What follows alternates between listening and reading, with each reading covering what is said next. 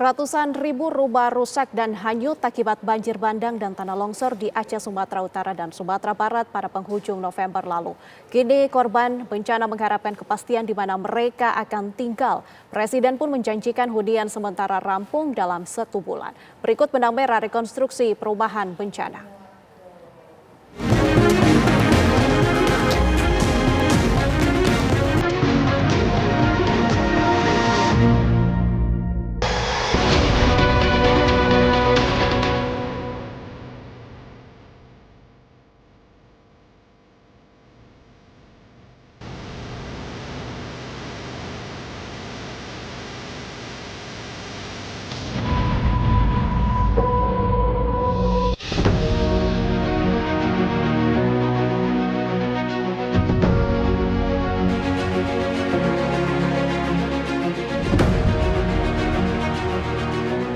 112.551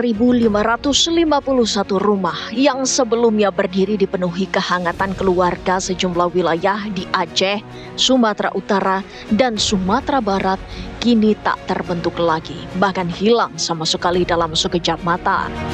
Ketika itu, hujan lebat dengan intensitas tinggi terus melanda wilayah utara Sumatera.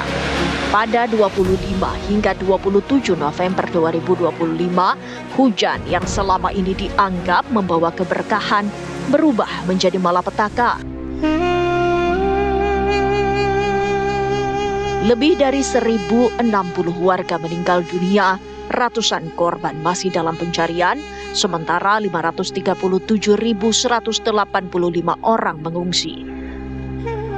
Korban bencana termasuk anak-anak di 3 provinsi tersebut pun harus bermalam di posko pengungsian beralaskan terpal dalam kondisi yang serba terbatas. Bagi mereka, rehabilitasi dan rekonstruksi ini bukan hanya kata-kata semata, tapi langkah pemulihan mendesak yang benar-benar dibutuhkan. Makanya yang perlu sekarang percepatan adalah masalah Huntara.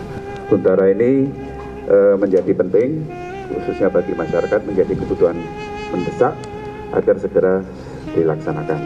Kami mendapat dukungan penuh dari TNI, Polri, dan Kementerian terkait termasuk PU, bagaimana konstruksi dan seterusnya akan bisa dilakukan. 1 Huntara estimasi bisa dilaksanakan dalam 3 hari, yang harapannya tantangannya masih cukup banyak di beberapa daerah yang perlu land clearance dan seterusnya. Hunian sementara menjadi napas bagi kehidupan warga terdampak yang telah kehilangan segalanya. Mereka tak sempat menyelamatkan harta benda, rumah pun menyisakan puing dan hanyut meninggalkan tanah. Kepiluan ini seolah sedikit terobati saat Presiden Prabowo Subianto menjanjikan pembangunan hunian sementara dapat selesai dalam waktu sebulan. Saya bersyukur keadaan sudah membaik, walaupun kita semua masih prihatin, tapi kita bekerja keras supaya segera memulihkan keadaan. Saya gembira sudah melihat rumah-rumah hunian sementara sudah mulai dibangun, bisa selesai hunian sementara sebulan supaya ibu-ibu, bapak-bapak semua sudah tidak perlu tinggal di tenda. Target dalam 30 hari bukanlah waktu yang sebentar bagi masyarakat yang sudah hampir sebulan merasakan dinginnya malam di tenda. Pemerintah pun berpacu dengan waktu, mengupayakan segala cara agar korban terdampak dapat tinggal di hunian yang lebih layak, baik untuk sementara waktu maupun tetap. Rencana pembangunan 2.603 unit rumah hunian dikebut agar dapat segera ditempati. Melaksanakan groundbreaking inisiasi dari Bapak Menteri PKB Pak Rasyid Nahid, ini dukungan dari beberapa yayasan, yaitu hunian tetap. Hunian tetap kami sudah mengecek untuk bersama-sama yang kami sudah rapat lebih dari 10 hari mengenai lokasi-lokasinya. Ini 2.600 unit, ini tanpa BBN, Aceh 1.000 unit, Sumut 1.000 unit, dan Sumbar 600 unit. Mimpi buruk akan gelondongan kayu-kayu yang menghantam rumah ketika bencana terjadi masih terbayang di benak para korban bencana.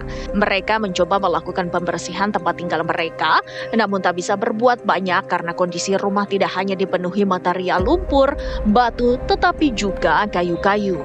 Saya akan menunjukkan kepada Anda begitu porak-porandanya rumah warga yang ada di Batu Buswa. Ribuan orang terpaksa pergi dari rumahnya karena memang sudah tidak layak lagi. Bayangkan ini rumah 2 tingkat, 1 lantainya semuanya dipenuhi, campurannya bukan lagi tanah, lumpur, material kayu, memenuhi lantai 1. Bahkan kabarnya menurut warga lebih dari 3 meter ketinggian air yang bercampur dengan kayu gelondongan. Sampai ke lantai 2 rumah, ini rumah gadang, rumah khas Sumatera Barat yang ada di Batu Buswa. Dan saat ini warga tidak bisa berbuat banyak, mereka kesulitan untuk menyelamatkan harta benda sekalipun mereka kembali ke rumahnya. Masyarakat yang tertimpa musibah tetap berjuang. Kayu-kayu yang menghancurkan tempat tinggal mereka dimanfaatkan untuk memperbaiki rumah dan membuat perabotan. Pemerintah pun berencana menggunakan kayu yang terbawa arus banjir sebagai material pembangunan hunian sementara dan tetap. Mulai hari ini sudah dibangun hunian sementara karena memang sekarang fokusnya khusus di daerah Sumatera Barat, kita harus sudah fokus untuk masalah hunian sementara dan jika memungkinkan segera dilakukan relokasi menjadi hunian tetap. Rekonstruksi hunian sementara ataupun tetap dalam masa tanggap darurat masih menimbulkan tanya akan siapa yang kemudian bertanggung jawab atas biaya pembangunan. Merespons kekhawatiran para korban yang sangsi untuk pindah, pemerintah meyakinkan bahwa segala masalah yang berkaitan dengan hunian seluruhnya menjadi tanggung jawab pemerintah tanpa membebankan kepada warga yang terdampak. Itu adalah hunian tetap itu dibangun sepenuhnya oleh pemerintah. Jadi untuk sementara di era tanggap darurat itu kita kalau tidak bisa langsung hunian tetap maka dibangun hunian sementara. Tapi kalau bisa langsung hunian tetap langsung dibangun hunian tetap. Itu adalah tidak menjadi beban dari warga yang terdampak. Ya, itu adalah hunian yang dibangun oleh pemerintah atau mungkin sumbangan dari pihak lain. Pembangunan hunian bagi korban bencana banjir dan longsor di 3 provinsi ini disambut baik oleh para warga terdampak. Namun jangan sampai pembangunan yang dilakukan secepat mungkin ini abai dalam masalah keamanan, keselamatan, dan kenyamanan warga untuk menempati rumah tersebut. Konstruksi yang kokoh dengan mempertimbangkan letak geologis menjadi faktor yang perlu diperhatikan, terutama alternatif mata pencaharian berkelanjutan bagi warga agar dapat memulihkan perekonomian mereka pula.